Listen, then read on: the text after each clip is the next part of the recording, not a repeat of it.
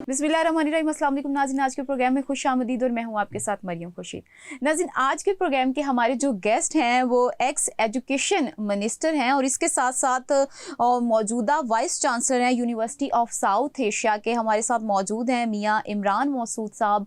उनसे आज बात करते हैं। अस्सलाम वालेकुम इमरान साहब, कैसे हैं आप? और सबसे पहले बहुत शुक्रिया आपके टाइम का कि आपने अपने इतने कीमती वक्त में हमें टाइम दिया। अब मुझे ये बताएं कि आप साबिक वज़ीर तालीम भी रह चुके हैं और आज एक यूनिवर्सिटी के वाइस चांसलर भी हैं।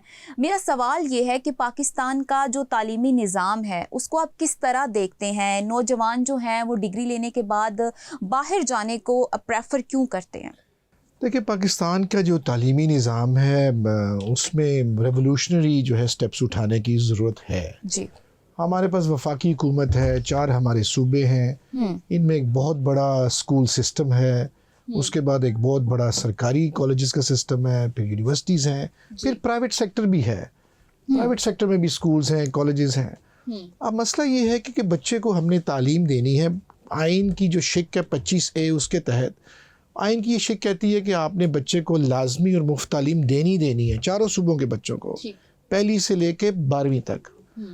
अब ये है कि हुकूमत का जो बहुत बड़ा निज़ाम है स्कूलों का और कॉलेजेस का, लेकिन फिर भी बच्चों की तादाद बहुत ज़्यादा है और बच्चे इन स्कूल्स में पूरे नहीं आते हैं, तो लामहला फिर वो प्राइवेट सेक्टर में चले जाते हैं। अब प्राइवेट सेक्टर इंग्लिश मीडियम होता है, सरकारी सेक्टर जो है वो उर्दू मीडियम होता है।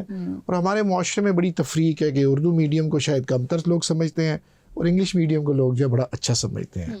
इसके साथ साथ फिर प्राइवेट सेक्टर में और भी 2 स्ट्रीम्स हैं जो OA लेवल्स पढ़ाते हैं। कैम्ब्रिज का निज़ाम है, IB, उनकी तादाद बहुत थोड़ी है हमारे कह लें आबादी की शरह के लिहाज से। तो मेजॉरिटी जो है वो मैट्रिक सिस्टम पढ़ती है। अब मैट्रिक सिस्टम को जो है वो ठीक करना है, ठीक से मुराद ये उसके निसाब की इम्प्रूवमेंट करनी है। तो पिछली दौर में सिंगल नेशनल करिकुला आया, जिसका मतलब था कि एक कौम एक किताब, चारों सूबों में एक ही निसाब पढ़ा जाएगा, बल्कि पब्लिक सेक्टर में भी और प्राइवेट सेक्टर में भी निसाब पढ़ाया जाएगा। लेकिन इसके साथ साथ जो असल जो प्रॉब्लम है हमारे जो निज़ाम में, अगर आप सरकार की बात करें, जो वजारत तालीम है या कोई चीफ़ मिनिस्टर साहिब हैं या कोई प्राइम मिनिस्टर हैं, वो है पाकिस्तान में जो शरह ख़वानगी को बुलंद करना, कैसे करना है, और फिर पाकिस्तान में स्कूलों की हालत को बेहतर करना। सरकारी स्कूल्स की जो हालत है, बस 4 दीवारी नहीं है, कहीं पे कुर्सी नहीं, कहीं पे मेज़ नहीं है, कहीं पे टीचर नहीं है। फिर ये है कि उन स्कूल्स के अंदर मयार तालीम को अच्छा करना, और चूँकि आपने मुकाबला करना है ना पूरी दुनिया के साथ, आपको मुकाबला, ये बड़े चैलेंजेस हैं हुकूमतों को जो होते हैं। इसके साथ साथ चैलेंज ये होता है कि ड्रॉप आउट रेट है बहुत बड़ा पाकिस्तान का।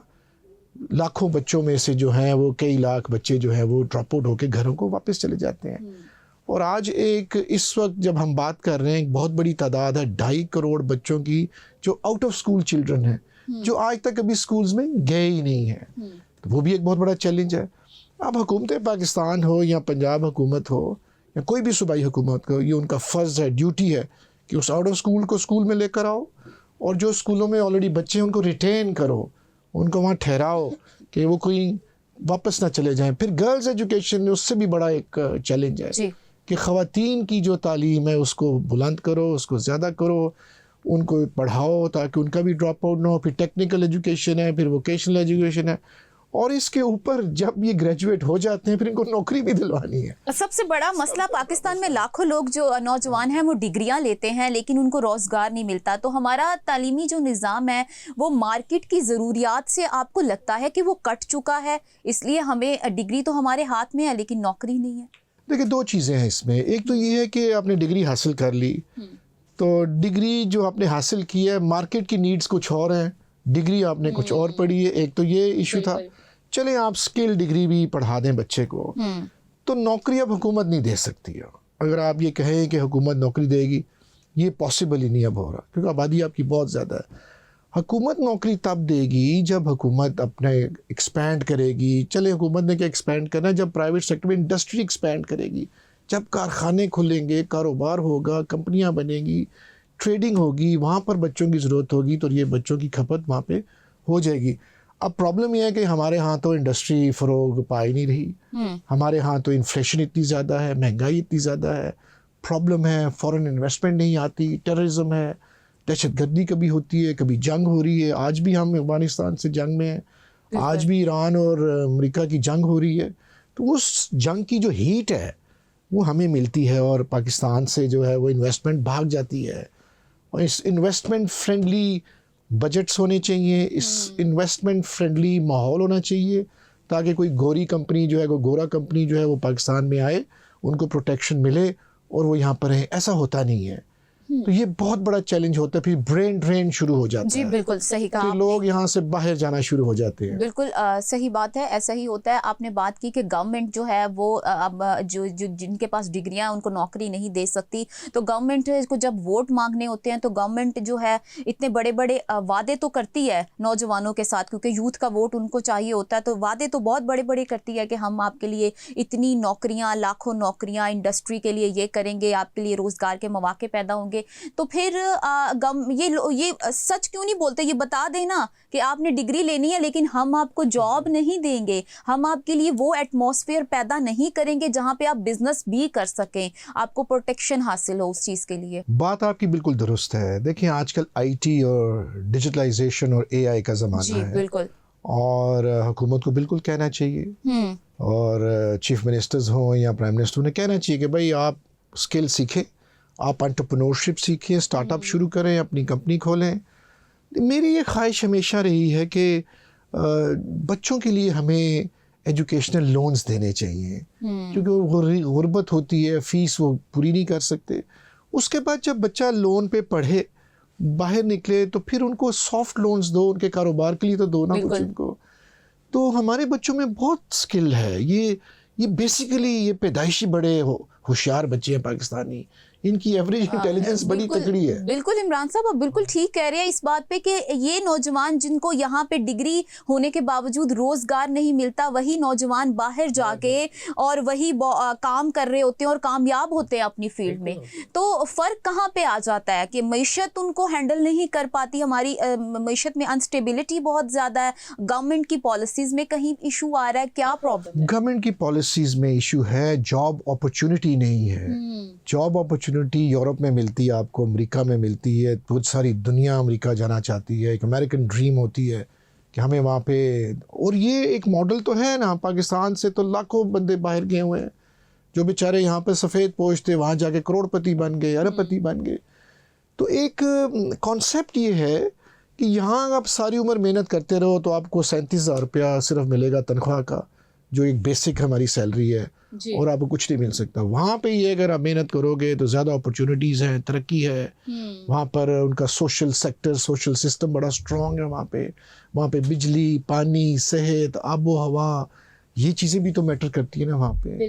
फिर वहाँ पे प्रोटेक्शन है बच्चों की, बच्चे अगर पैदा करते हो तो वहाँ पे सोशल आपको वो दे देते हैं, अपना आपको फंड कर देते हैं वो। तो इसीलिए फिर सारा रुख जो है वो लोगों का वो बाहर की तरफ होता है। और चूँकि EU स्टैंडर्ड्स बड़े हाई होते हैं यूरोप के, यूरोपियन यूनियन के, वहाँ की तालीम, वहाँ की डिग्रियाँ, वहाँ का निज़ाम, वहाँ की सड़कें, वहाँ की म्यूनसिपैलिटी, वहाँ का बिजली, पानी, गैस। तो पाकिस्तान में तो लोड शेडिंग है, सुई गैस है नहीं है, पेट्रोल महंगा हो गया है। अभी हमारा इतना खूबसूरत पाकिस्तान है कि हम इसके खिलाफ हम बोल भी नहीं सकते। हमें तो प्यार है इस मुल्क से, लेकिन चूंकि आपसे डिस्कशन हो रही है तो मैं कोई डिस्करेज नहीं करना चाहता नौजवान नस्ल को। तो आप क्या मानते हैं कि हमारी जो यूनिवर्सिटीज़ हैं वो डिग्रियां ज़्यादा पैदा कर रही हैं, जो है स्किल्स नौजवानों में उसकी कमी है, वो स्किल्स डेवलप नहीं कर पा रही हैं, उनका जो सब्जेक्ट और सिलेबस इस तरह का होता है कि इसमें आप स्किल्स नहीं उसको नौजवानों को दे पाते? जी आप दुरुस्त फरमा रही हैं, लेकिन गुड न्यूज़ ये है कि अब यूनिवर्सिटीज़ में अवेयरनेस आ चुकी है। यूनिवर्सिटीज़ अब स्किल्ड एजुकेशन देना चाहती हैं, बल्कि देना शुरू कर रही हैं। और हायर एजुकेशन कमीशन हो या हुकूमत पंजाब हो या वफाकी हुकूमत हो, अब सब में ये अंडरस्टैंडिंग आ गई है कि हमें बच्चे को ना स्किल्ड एजुकेशन देनी है। और हुनर की तालीम के ऊपर अब बहुत ज़्यादा ज़ोर लग रहा है, और लोग और माँ बाप भी ख़ास तौर पर, अब आपने देखा अब लोग जो हैं वो ज़्यादा डॉक्टरी या इंजीनियर नहीं बनाते हैं, अब इस तरफ आ गए हैं कि IT हो जाए, कॉर्पोरेट सेक्टर में बच्चा चला जाए, इन्वायरमेंट में कोई सीख ले, कोई मैस कम्युनिकेशन में कोई चीज़ सीख ले। तो अब चूँकि होराइज़न भी वाइड हो चुका है और जॉब्स का सेक्टर्स भी बहुत खुल गए हुए हैं, तो इस पे लोगों ने आईटी कंपनी अपनी बनाई हुई हैं, सॉफ्टवेयर हाउसेस बनाए हुए हैं, तो उसमें वो इन्वेस्ट करते हैं और खूब पैसे कमाते हैं। तो मैं ये भी समझता हूँ कि जो बच्चा होशियार और मेहनती हो तो उसके लिए तो रास्ते खुद से खुल जाते हैं। अब नौकरी ने आपके पास खुद से नहीं आना, आपने जाके नौकरी ढूंढनी है। बिल्कुल ऐसे। तो अभी भी अच्छे वर्कर की और अच्छे जो है एक स्किल्ड जॉब वाले बच्चे की अभी भी ज़रूरत है कंपनियों को, और उससे उसी कोई ना कोई उसको अपॉर्चुनिटी मिल जाती है। बिल्कुल। आपने जैसे कि कहा कि इससे पहले इस पर ऐसा चुस्तरा काम नहीं हो रहा था कि स्किल डेवलपमेंट पे जो हमारी यूथ है उन पे काम किया जाए और हम सिर्फ डिग्री पे ही फोकस कर रहे थे। तो इसमें आप किसको समझते हैं कि किसकी नाकामी है? इसकी जिम्मेदारी गवर्नमेंट पे जाती है या फिर ये यूनिवर्सिटीज़ की जो है वो नाकामी है या उनकी लापरवाही थी? देखें, आप जब यूनिवर्सिटी खोलते हैं ना प्राइवेट सेक्टर में या सरकारी सेक्टर में, तो इसके चार्टर्स असेंबली देती है, ये कानून बनता है, बिल पास होता है, आपको डिग्री अवार्डिंग स्टेटस मिलता है, साथ ही साथ ऑटोनॉमी मिलती है, खुद मुख्तारी। सही। लेकिन ये खुद मुख्तारी ऑटोनॉमी जब आप प्रैक्टिकली चलाते हो यूनिवर्सिटी, वो फिर गायब हो जाती है। फिर से ऊपर ब्यूरोक्रेसी आ जाती है, आपको ये पाबंदी लगा देते हैं आप पे, और इतनी ज़्यादा ओवरली रेगुलेटेड एरिया होता है ये एजुकेशन सेक्टर कि वो आज़ादी से काम नहीं कर सकती यूनिवर्सिटी। प्राइवेट सेक्टर अपना पैसा लगाती है, अपने पैसे से बिल्डिंग बनाती है, तनख्वाह देती है, बिजली पानी, हुकूमत एक दमड़ी भी नहीं देती उनको। ये सारी इन्वेस्टमेंट उनकी अपनी होती है। तो मैंने अगर एमए अंग्रेज़ी शुरू करना है एक नया, या साइकोलॉजी का सब्जेक्ट शुरू करना है, तो आप मुझे आज़ादी दो ना। मेरा बोर्ड ऑफ गवर्नर्स है, मैं उसमें पुट करूँगा, उसे इजाज़त दूँगा और मैं खोलूँ। लेकिन ऐसा होता नहीं है। हमारे यहाँ 5 बड़े रेगुलेटर्स हैं पंजाब में, जिसमें पंजाब हायर एजुकेशन कमीशन आ जाता है, हायर एजुकेशन डिपार्टमेंट आ जाता है, सीएम ऑफिस आ जाता है, चांसलर ऑफिस होता है गवर्नर का, फिर लॉ डिपार्टमेंट आ जाता है, उसके ऊपर काउंसिल्स आ जाती हैं। तो बहुत ज़्यादा ये ओवरली रेगुलेटेड सेक्टर है ये एजुकेशन, चाहे स्कूल्स हो, चाहे कॉलेजेस हो, चाहे यूनिवर्सिटीज़ हो।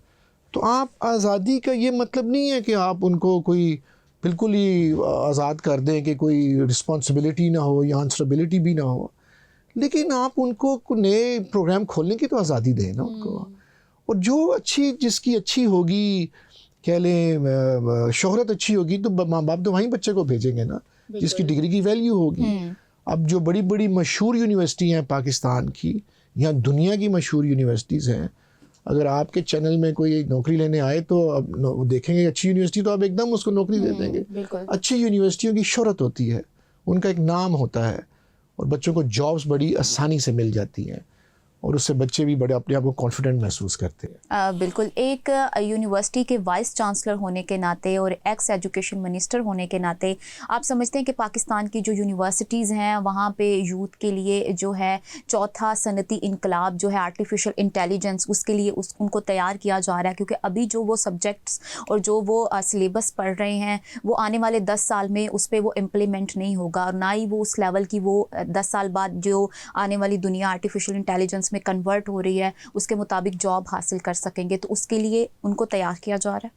बिल्कुल तैयार किया जा रहा है। आर्टिफिशियल इंटेलिजेंस के लाजमी कोर्सेज जो हैं वो शामिल कर दिए गए हैं पूरे निसाब में, और बिल्कुल कॉन्शियस हैं यूनिवर्सिटी को पता है कि अगर एआई नहीं पढ़ाया तो हम पीछे रह जाएंगे। ऑटोमेशन, डिजिटलाइजेशन, आईटी और एआई को सारी यूनिवर्सिटियां और हायर एजुकेशन कमीशन जो है और हुकूमतें जो हैं इस तरफ अब काम करना उन्होंने शुरू कर दिया है। और बच्चों को भी, टीचर्स को भी हम एआई ट्रेन कर रहे हैं। मसलन मेरी यूनिवर्सिटी है, यूनिवर्सिटी ऑफ साउथ एशिया, मैं उसका वाइस चांसलर हूँ, तो मैंने अपने टीचर्स को एआई ट्रेन कर दिया है। मैंने उन्हें 6 हफ्ते का कोर्स करवाया। मैंने उन्हें मैं कहा आप समझें कि व्हाट इज़ एआई, एआई के कौन से टूल्स होते हैं, एआई को आपने यूज़ कैसे करना है पढ़ाई के लिए, पढ़ाने के लिए। फिर बच्चे को हमने एआई सिखा दिया है, कोई मुआवजा नहीं उनसे लिया कि एआई के ज़रिए आपने सीखना कैसे है। और फिर इंफ्रास्ट्रक्चर जो है आपका क्लासरूम, आपकी यूनिवर्सिटी, वो एआई बेस्ड इंफ्रास्ट्रक्चर भी बना दिया है। तो हमारे बच्चे माशाल्लाह जो है वो अब एआई पढ़ते हैं, एआई जो मोबाइल पे भी यूज़ करते हैं, लैपटॉप पे भी यूज़ करते हैं, अपने सबक सीखने के लिए वो एआई यूज़ करते हैं। और एआई अब एक बड़ा क्विक सोल्यूशन है, एक बड़ा क्विक किस्म का एक प्लेटफॉर्म है जिससे इंफॉर्मेशन आपको बहुत ज़्यादा मिल जाती है। अब एआई को यूज़ करने का तरीका आना चाहिए, जब तक आप सीखेंगे नहीं आपको नहीं आएगा। तो पाकिस्तान हुकूमत इस पे कॉन्शियस है। ठीक। पाकिस्तान अब बल्कि बच्चों के जो स्कूल्स का निसाब है उसमें भी एआई डाल रहे हैं वो। मैं सरकारी निसाब की बात कर रहा हूँ, अब रिविजिट हो रहा है दोबारा से निसाब वही बन रहा मेरा है। सवाल भी वही था कि जो है एक तो होता है प्राइवेट स्कूल्स, प्राइवेट यूनिवर्सिटीज़, एक होता है गवर्नमेंट स्कूल, गवर्नमेंट यूनिवर्सिटीज़। तो उनमें जो है अभी मॉडर्न लैंग्वेज और मॉडर्न जो सिलेबस है वो एज सच उसी तरह इंट्रोड्यूस करवाया जाता है कि जो अगर 2 लाख रुपए या 3 लाख रुपए फीस देने वाला बच्चा और वहाँ पे 20-30 हज़ार रुपए फीस देने वाला बच्चा इक्वल हो सकते हैं। नहीं, वो निसाब एक ही है। निसाब जो है सरकार का भी वही निसाब है और प्राइवेट सेक्टर का भी वही निसाब है। इसी तरीके से मैट्रिक जो है आप सरकार में भी पढ़ते हो मुफ्त जी, और जब आप प्राइवेट स्कूल में जाते हो तो आपकी फीस होती है लेकिन वहाँ पे। उनकी बुक्स और वो नहीं, चीज़ें नहीं, वो मैट्रिक की सेम बुक्स है, वो ए लेवल्स की डिफरेंट है, जी मैं ओ लेवल की डिफरेंट है, आईबी की डिफरेंट है, वो अलग है, वो एक और दुनिया है। ठीक है ना, वो बाहर के ममालिक का निसाब है वो। लेकिन वो गरीब का बच्चा क्यों नहीं पढ़ पाता? देखिए वो सारी दुनिया में यही है कि गरीब का बच्चा जो है वो अब अपना जितनी फीस वो दे सकता है उतनी ही जा रही है। दुनिया का एक पूरा एक सिस्टम है, इसमें पाकिस्तान कोई मुख्तलिफ नहीं है। और ख्वाहिश तो यही होती है कि सरकारी सिस्टम इतना स्ट्रॉन्ग हो कि प्राइवेट सेक्टर में जाने की आपको ज़रूरत ही ना पड़े। लेकिन अब पूरी दुनिया में जो प्राइवेट इंस्टीट्यूशंस हैं, यूनिवर्सिटियाँ हैं, जो बहुत बड़ी बड़ी यूनिवर्सिटियाँ हैं, पूरी दुनिया से लोग अमेरिका और यूरोप जाते हैं उन बड़ी बड़ी यूनिवर्सिटीज़ में, इसलिए कि वो उनका एक नाम है। और कायद-ए-आज़म मोहम्मद अली जिन्ना आपको पता है वो बाहर से पढ़े हुए थे, उन्होंने लिंकन से लॉ किया था। इसी तरीके से ऑक्सफोर्ड है, कैम्ब्रिज है, तो उनका एक नाम है। ये प्राइवेट सेक्टर यूनिवर्सिटीज़ हैं, बड़ी महंगी हैं और तो जो अफोर्ड करते हैं वो भेज देते हैं। लेकिन फिर स्कॉलरशिप मिलता है आपको, अगर आपके नंबर अच्छे आ गए हैं तो आपको प्राइवेट सेक्टर यूनिवर्सिटी पाकिस्तान में भी और पाकिस्तान से बाहर में भी पूरा मुफ्त पढ़ाएगी। बिल्कुल, ये तो है। अगर आप 95% मार्क्स आप ले लें बिल्कुल, तो ये अपॉर्चुनिटी तो हो जाती है, आपको मिल जाती है। स्कॉलरशिप्स बड़े अच्छे अच्छे मिलते हैं आपको। अब हमारे यहाँ हुकूमत पंजाब ने भी स्कॉलरशिप स्कीम शुरू की है, एक 460 अरब रुपए का एक स्कॉलरशिप स्कीम दी है, जिसमें सरकारी यूनिवर्सिटियों के बच्चे बच्चियों को और प्राइवेट को भी बच्चे बच्चियों को जो क्वालिफाई करते हैं 4 साल पूरा स्कॉलरशिप देती है। होनहार स्कॉलरशिप प्रोग्राम से कहते हैं। ये बहुत अच्छी स्कीम है, मैं इसको टोटली सेकंड करता हूँ और मैं चाह रहा हूँ कि ये बढ़ जाए, इसकी तादाद, इसकी ज़्यादा फंडिंग आ जाए ताकि ज़्यादा से ज़्यादा जो डिज़र्विंग बच्चे हैं उनको, जो बेचारे अफोर्ड भी नहीं करते, उनको स्कॉलरशिप मिल जाए। और हमारे बच्चे बहुत ज़हीन हैं, सिर्फ ये कि वेलकम बैक। अच्छा, जैसे कि हम पहले बात कर रहे थे कि पाकिस्तान का जो एजुकेशन सिस्टम है वो एज सच उतना नहीं है, डेवलप नहीं है। 20वीं सदी का सिलेबस हम 21वीं सदी में पढ़ रहे हैं। अभी इसको कितना टाइम लगेगा कि आप उसमें कंपनसेट कर दें कि चीज़ें बड़ी जल्दी क्विकली अडॉप्ट कर ली जाएं यूनिवर्सिटीज़ और स्कूल्स में, ताकि हम उस जिस दौड़ में, जितनी तेज़ी से दुनिया तरक्की कर रही है, उस दौड़ में हम भी कहीं ना कहीं उनके साथ शामिल हो जाए? आप बिल्कुल दुरुस्त फरमा रही हैं। फरसूदा निज़ाम और फरसूदा निसाब जो अब नहीं चलेगा जी, उसकी कोई गुंजाइश ही नहीं है। यार बहुत टाइम गुजर गया ना, पाकिस्तान को भी अब 75 साल हो गए हैं। आज भी अगर स्कूलों में कुर्सी नहीं, मेज़ नहीं और टाट है, आज भी अगर स्कूलों में 4 दीवारी नहीं, तो फिर तो बड़ी शर्म की बात है हुकूमतों के लिए। बिल्कुल। तो मेरे नज़दीक जो सबसे बड़ी प्रायोरिटी हुकूमत की होनी चाहिए, वो पैसा आपको तालीम की मद में लगाना चाहिए, तालीम के सेक्टर में लगाना चाहिए। अब बजट पेश है ना अभी, अब बजट आ जाना है, अभी कल परसों ऐलान हो जाना है बजट का। उसमें हमारी तो ये दरख्वास्त है वफाकी हुकूमत से भी, सूबाई हुकूमत से भी, कि आप ज़्यादा से ज़्यादा पैसे जो हैं, बजट जो है वो तालीम के सेक्टर में लगाएं। अगर आपने पाकिस्तान को आगे लेके जाना है, सूबे पंजाब को आगे लेके जाना है, और सूबे पंजाब की बहुत बड़ी आबादी है, 60% हमारा, और यूथ हमारा 65% है पूरे पाकिस्तान का, तो सबसे बड़ा जो इन्वेस्टमेंट का सेक्टर है वो तालीम है। ये पॉलिटिकल लीडरशिप्स को चाहिए ये सोचें इसके बारे में। ये बहुत बड़ा कह लें एक सर्विस होगी इस मुल्क को कि अगर आप जो है वो कम कर देना, आप ये इतनी बड़ी बड़ी शाहराह बना रहे हैं हम, 150-150 अरब रुपए के प्रोजेक्ट्स बन रहे हैं पंजाब में, इतने बड़े बड़े जहाज जो है वो इमरान खरीदे साहब, जा रहे हैं। हमारा जो हमने जो सूद की फॉर्म में हमने पे करना है ना आईएमएफ को, वो टोटल बजट का 45 to 46% है। तो आप बताएं कि इसमें हम जो इंफ्रास्ट्रक्चर डेवलपमेंट, हेल्थ, एजुकेशन के लिए हमारे पास क्या बचेगा? देखिए, मैं तो ये कहता हूँ फिर क्या ज़रूरत है पैसे देने की। मैं खुद भी सूबाई असम्बली का मेंबर रहा हूँ। हमें ज़रूरत होती है कि हमें कोई फ़ंड मिले, हम अपने इलाकों में लगाएं। लेकिन ये वक्त जो है, ये पत्थर पेट पे पत्थर बांधना पड़ेगा हमें। यहाँ हम 1-1 अरब रुपया, 2-2 रुपये MNAs को नहीं दे सकते, डेवलपमेंट फंड्स। हम सूबाई मेंबरों को हम नहीं दे सकते 2-2 अरब की स्कीमें। आप जो नेसेसरी डेवलपमेंट है वो ज़रूर करें आप, लेकिन अननेसेसरी जो है वो मत कीजिए। ये पैसा आप एक तो उधार जो लिया हुआ है उसको उतारो, डेट सर्विसिंग करो जो IMF का है। दूसरा ये कि तालीम पे लगाना है, अगर डेवलपमेंट लगाना है तो।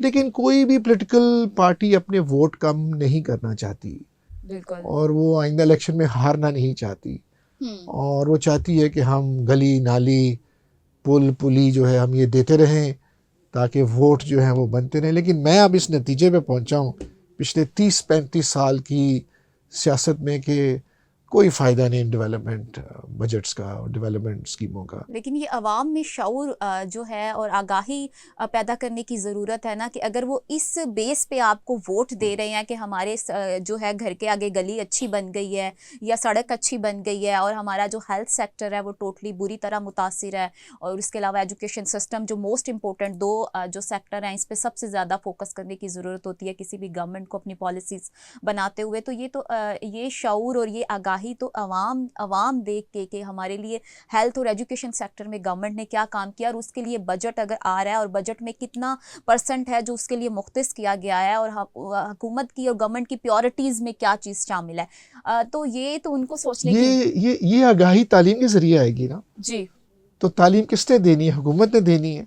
तो तालीम तो सियासतदान पागल अगर आगाही देंगे तो वोट कहाँ से मिलेंगे उसको? ये तो बात बिल्कुल ठीक कही ठीक है आपने। ना? तो ये मैं अब इस नतीजे पे पहुंचा हूँ कि वोटों की कोई अहमियत नहीं है। अहमियत है तो उस नस्ल की, आने वाली नस्ल की, जिसको आपने पढ़ाना है। मत जीते आप। मैं तो अपने इस नतीजे पे पहुंच गया हूँ कि आप सियासत के बगैर भी जो है आप खिदमत कर सकते हैं इस मुल्क में, इस अवाम की, और तालीम को अवाम की। मैं तो यही कर रहा हूँ। मैंने अभी 1-2 इलेक्शन नहीं लड़े। मैं तो भाई तालीम के पीछे पड़ा हूँ कि चलो किसी तरीके से, अगर मेरी कोशिश से 100 बच्चा भी अगर पढ़ जाता है और हुनरमंद हो जाता है तो मैं समझूंगा कि मेरा फ़र्ज़ जो है ना वो अदा हो गया। तो coming back to your question, ये इंतहाई ज़रूरी है। हमारे यहाँ पूरी दुनिया में एक होता है ह्यूमन डेवलपमेंट इंडेक्स, कि किस मुल्क में तालीम कैसी है, क्लाइमेट कैसा है, पानी कैसा है, जस्टिस कैसी लो। हम बहुत नीचे रह गए हैं। आप अपने एशियन रीजन में देख लें, अपने हमसाय ममालिक में हम बहुत पीछे रह गए हैं। हम पे लोगों का एतमाद ख़त्म हो चुका हुआ है। हम क्लाइमेट के हवाले से सबसे बदतरीन जो शहर है स्मॉग के वो लाहौर है हमारा। और क्लाइमेट चेंज का सबसे बड़ा नुकसान पाकिस्तान का है। पूरी दुनिया में हमारे ग्लेशियर्स मेल्ट कर रहे हैं, हमारे सैलाब, हमारे मानसून्स का पैटर्न बदल गया, हमारी क्रॉप्स बदल गई हैं, हमारा खाना पीना बदल जाएगा, हमारे मौसम बदल गए हुए हैं। और डे बाय डे उसमें सिवियरिटी आ रही है। सिवियरिटी, इस पे किसी ने सोचा है? There is no investment in this area. हम कहते तो तकरीरें तो हम बहुत ज़्यादा करते हैं, लेकिन हम अमल नहीं करते इस पे ज़्यादा।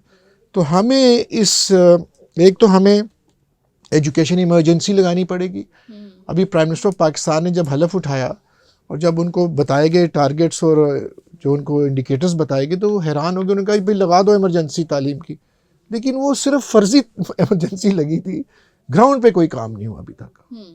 आप बजट उठा के देख लें, अभी आने वाला ना बजट, आप देख लेना। तो ये इमरजेंसी की ज़रूरत है इस मुल्क को, क्लाइमेट चेंज के हवाले से और तालीम के हवाले से। अगर हमने ये ना किया तो हमें आने वाली जो नस्ल है हमें कभी माफ़ नहीं करेगी। ये हमें देना है इनको। We have to give something to our nation. और ये हम सख्त परेशानी में आ जाएंगे, और यहाँ पे तो फूड सिक्योरिटी के इशू पड़ जाएंगे। यहाँ पे तो ऐसा मानसून, ऐसा सैलाब आना है कि आपसे तो हैंडल ही नहीं होना। यहाँ पे तो फसलें जो है वो ज़ाया हो जाएंगी सारी। Day by day glaciers day by day ये सारे पिघल सारी चीजें। और तो ये आपको इसके बारे में ना सोचना पड़े। सारी दुनिया इस पे काम कर रही है। SDGs हैं, सस्टेनेबल डेवलपमेंट गोल्स हैं, पूरी दुनिया उस पर काम करती है। पाकिस्तान भी उस पर काम करता है, लेकिन थोड़ा थोड़ा करता है। तो हमें अब अपना सबसे पहले ये लोन उतारना है अपने ऊपर से, हमें आज़ाद करना है आवाम को। हम सारे मकरूज हैं। इमरान साहब, जो भी गवर्नमेंट आती है वो यही कहती है कि हम आपको जो आईएमएफ की डिपेंडेंसी से निकालेंगे और डे बाय डे हम उसमें मज़ीद धंसते ही चले जा रहे हैं।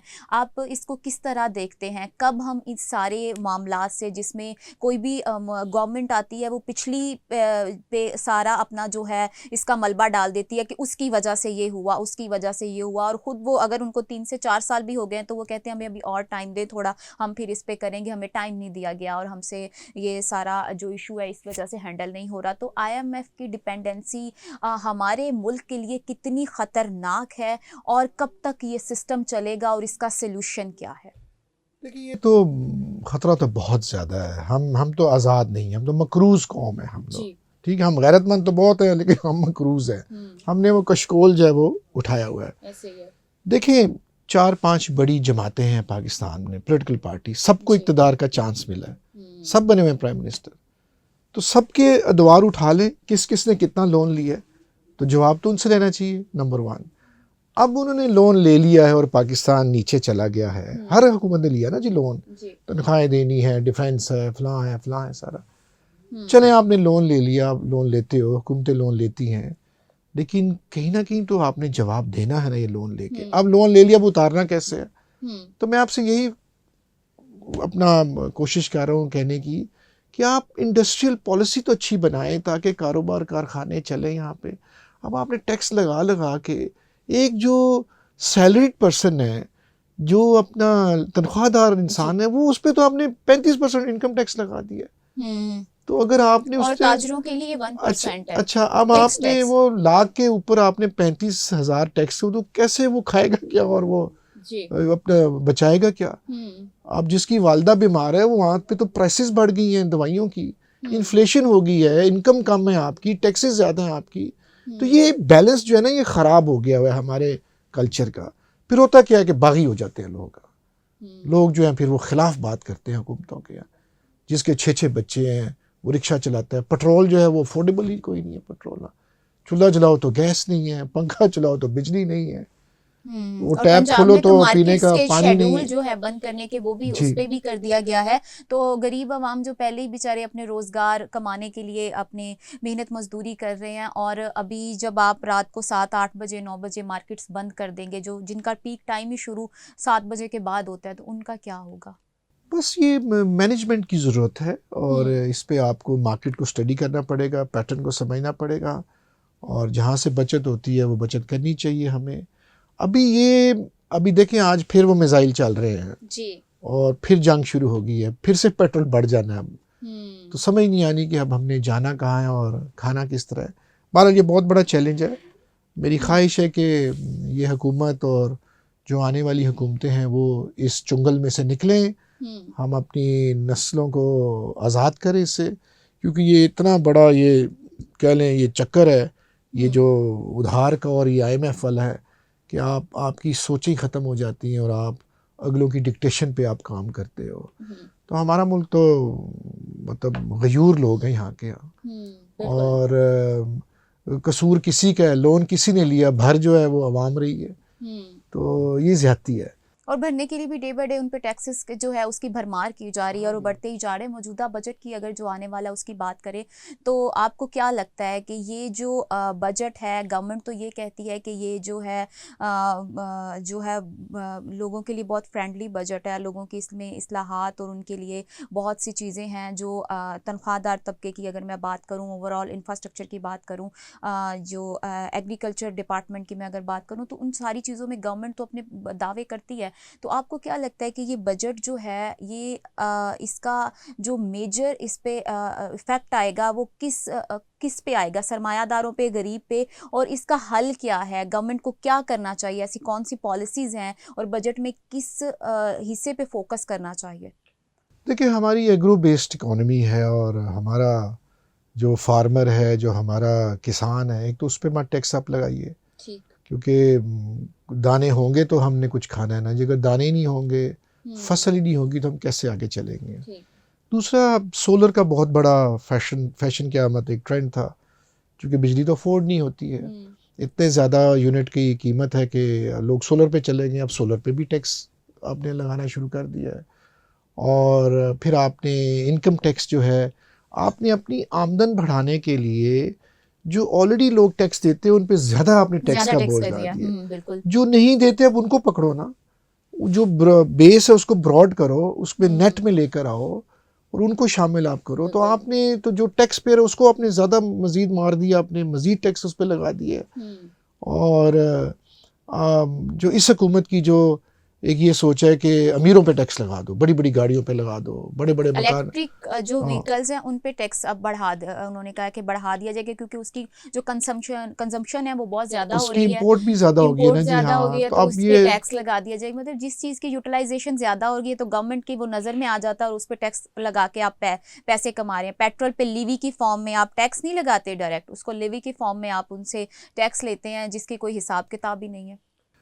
हुकूमत अपने ख़जाने भरना चाहती है लेकिन आवाम की भलाई नहीं सोचती। इस आवाम में अमीर गरीब सब शामिल होते हैं। पेट्रोल महंगा होता है तो अंडा भी महंगा हो जाता है, डबरोटी भी महंगी हो जाती है।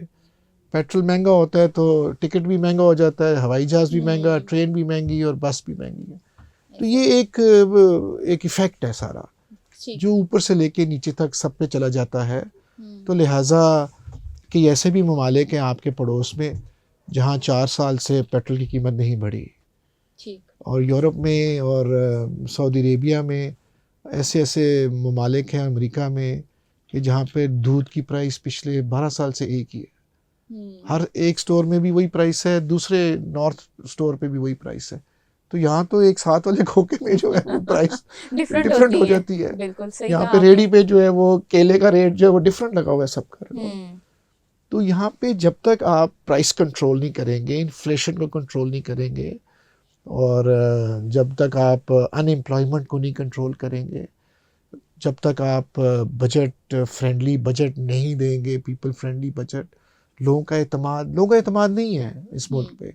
हर कोई अपनी पूंजी इकट्ठी करके बाहर ले जाना चाहता है। बिल्कुल। और वो कहता है कि मैं बस सेफ हो जाऊँ, मेरे बच्चे सेफ हो जाए। बाहर से कोई अपना खजाना नहीं लाना चाहता यहाँ पे। तो हम तो खोखले हो चुके हैं। तो ये ट्रस्ट जो है ये इस हुकूमत ने बिल्डअप करना है, खुशखबरियाँ सुनानी है आवाम को, और ये बजट का जब हथौड़ा पड़ना है ना सर पे, यहाँ तो चक्कर आ जाने हैं। और फिर जो है वो कह लें वो फिर दिल से दुआ नहीं निकलती फिर हुकूमत के लिए। तो उस गरीब आदमी का सोचें जो कि मेजॉरिटी यहाँ इस मुल्क में जो है बेचारे वो बिलो पॉवर्टी लाइन रहते हैं, बड़ा मुश्किल है उनके लिए। अल्लाह करे बजट अच्छा आए और पाकिस्तान के लिए हालात को इतने साजगार नहीं, हम ये भी मानते हैं हम। और अभी हमने हाल ही में इंडिया से जंग जीती, शुक्र है पाकिस्तान की बहुत हमारे बड़ी पाक अचीवमेंट है। अफवाज ने हमें इज़्ज़त दिलवाई। हम सलूट करते हैं अपने पाक अफवाज को कि उनकी वजह से हम देखें ना, आज अगर एटम बम ना होता हमारे पास तो हमें तो ये रगड़ा निकाल देते हमारा। हाँ, और इस हिसाब से जस्टिफाइबल है कि आप बजट का जो परसेंटेज, एक बड़ी परसेंटेज है आप दिफा के लिए रख रहे हैं, वो तो हमें समझ में आता है। लेकिन ये जो IMF वाले कर्ज की जो हमने सूद देना है ना, वो समझ में नहीं आता आवाम के कि ये अगर तकरीबन आधा आप उसकी जो सूद की फॉर्म में दे रहे हैं IMF को बजट का, तो फिर बाकी बचेगा क्या? आम बंदे के लिए क्या जी बच बस जाना है? मुश्किल है हालात, और इसमें अल्लाह से दुआ करनी चाहिए, अल्लाह हिम्मत दे सबको जी। और इस मुल्क को इस कर्जे की हालत से निकाले। हमारी तो ये दुआ है। ये हमारा मुल्क है ना, जो मर्जी सियासी हुकूमत इसके ऊपर आ जाए, but this is our country, ये हमारा मुल्क है पाकिस्तान। हम चाहते हैं कि ये IMF वाले जो है ना ये ख़त्म हो जाए। सुना है कि अब 1-2 साल रह गए हैं और शायद उसमें से निकल जाएं हम, और इसको इनका जो इन्होंने पैकेज बनाया था वापसी का पैसे का, अल्लाह करे हम उससे बच जाएं। अब ये पेट्रोल जब ये महंगा हुआ है तो पैसा तो बहुत कमाया है हुकूमत ने। तो पहली शॉट में तो उन्होंने 150 रुपये कमाया, पता नहीं है वो लगाया कहाँ पे है, ये देखना पड़ेगा।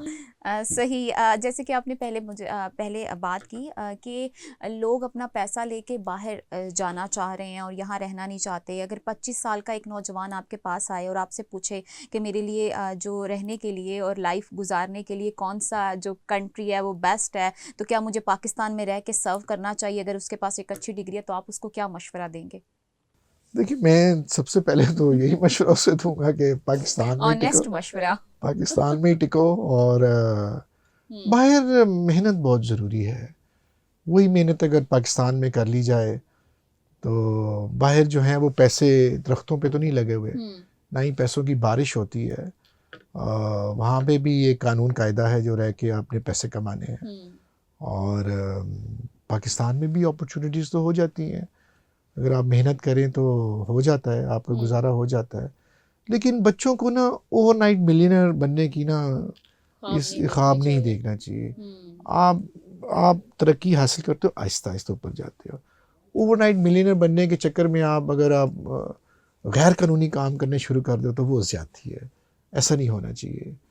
बस अल्लाह पे तवक्का रखें और तालीम हासिल करें। तो और आप 25 साल के एक नौजवान को कहेंगे कि पाकिस्तान में रहे, पाकिस्तान के हालात, पाकिस्तान की गवर्नमेंट, पाकिस्तान की पॉलिसीज़ उसके लिए बेस्ट है यहाँ पे सर्व करने के लिए, और उसको एक अच्छी इनकम जनरेट हो सकती है जो उसकी लाइफ और उसके आने वाले फ्यूचर में उसकी फैमिली की लाइफ के लिए एक अच्छा जो है सिस्टम चला सकता है। जी बिल्कुल, मैं तो यही एडवाइस करूँगा कि यहीं रहना है। हमने यहाँ से भागना नहीं है। हमने यहाँ रह के ही इन्हीं मुसीबतों में से रह के हमने पैसे कमाने हैं, और जायज़ तरीके से पैसे कमाने हैं। बिल्कुल जायज़ तो और मेहनत करनी है। हम सब मेहनत कर रहे हैं ना, आप भी मेहनत कर रही हैं, मैं भी मेहनत कर रही हूँ। मेहनत तो एक गरीब किसान भी करता है, मेहनत तो एक गरीब मजदूर भी करता है। सुबह जाता है, वो रात को आता है थका हारा, और वो क्या कमाता है आप देखें, उसकी लाइफ क्या मिजरेबल लाइफ है। तो अगर तो उसने यहाँ पे रह के अगर कमाना है तो फिर ब्रेन जो इतनी बड़ी तादाद में और डे बाय डे इसकी परसेंटेज बढ़ती जा रही है पाकिस्तान में, उसको आप किस तरह देखते हैं? देखिए, स्किल हासिल करे। स्किल वाला बंदा मरता नहीं यहाँ पे। जिसके पास हुनर है ना, वो इलेक्ट्रिशियन है, वो ठीक कर रहा है आपका बत्ती और ये सारा ठीक कर रहा है, वो अच्छी भली दिहाड़ी लगा लेता है। वो कोई एसी ठीक कर रहा है, कोई कार्बोरेटर ठीक कर रहा है, कोई मोटरसाइकिल ठीक। जिसके पास हुनर है, कोई तरखान है, कोई लोहार है, कोई फलां है, कोई मोबाइल ठीक कर रहा है, जिसके पास हुनर है वो कभी भी भूखा नहीं मरेगा इसमें, प्रोवाइडेड वो हुनर सीखे। अब एक मजदूर है, उसके पास ये स्किल है, उसने वो ईंटें उठानी है, वो दिहाड़ी का 1000, अगर वो स्किल सीख जाए, मजदूर से ऊपर राज होता है जो घर बनाता है, वो ज़्यादा पैसे कमाता है, उसके ऊपर इंटीरियर डेकोरेटर आ जाता है, उसके ऊपर फर्नीचर वाले आ जाते हैं। तो ये स्टेजेस हैं आपकी यहाँ। तो लिहाजा जब तक आपका स्किल नहीं होगा तब तक आपका गुजारा नहीं है। तो स्किल इज़ वेरी इंपॉर्टेंट। सही। आपके ख्याल में मेरा आखिरी सवाल है कि पाकिस्तान के तालीमी निज़ाम की सबसे बड़ी नाकामी क्या है, और अगर आपको दोबारा एजुकेशन मिनिस्टर बना दिया जाए तो सबसे पहली जो चेंजिंग है आप क्या करेंगे? देखिए, तालीम चलाने के लिए नीयत बड़ी साफ़ होनी चाहिए। आपकी इंटेंशंस जो हैं, अगर आप लीडर हैं, प्राइम मिनिस्टर हैं, अगर आप चीफ मिनिस्टर हैं, वज़ीरों के हाथ में तो कुछ भी नहीं होता। वज़ीर ये करते हैं कि वो एडवाइस कर देते हैं हुकूमत। अगर आप अच्छी एडवाइस करें और वो मान लें, तो सबसे पहले आपने ये सोचना है कि आपने इस सूबे को कैसे आपने आगे तरक्की की तरफ लेके जाना है। फिर जब आप समझ लें कि आपने क्या करना है, मसलन तालीम को दे, फिर उसके लिए आपने बजट एलोकेट करना है, पैसे बजट में से अल्ले तल्ले याशियाँ छोड़ दें आप। फिर कमिटमेंट है, उसके बाद जो है वो सिस्टम को चलाने के लिए जो है वो अकाउंटेबिलिटी है, और सज़ा जज़ा है। मतलब जो जुर्म करेगा उसको सज़ा है सारा। क्योंकि ये बहुत बड़ा इंफ्रास्ट्रक्चर होता है महकमा तालीम का, क्योंकि ये आपका मुल्क है ना, ये आपके डिपार्टमेंट से। इसको हमने ये तो नहीं कि सरकारी है तो तोड़ फोड़ दो और अपना अपने घर से जा ली। No, this is our country, हमारा ये एसेट है सारे।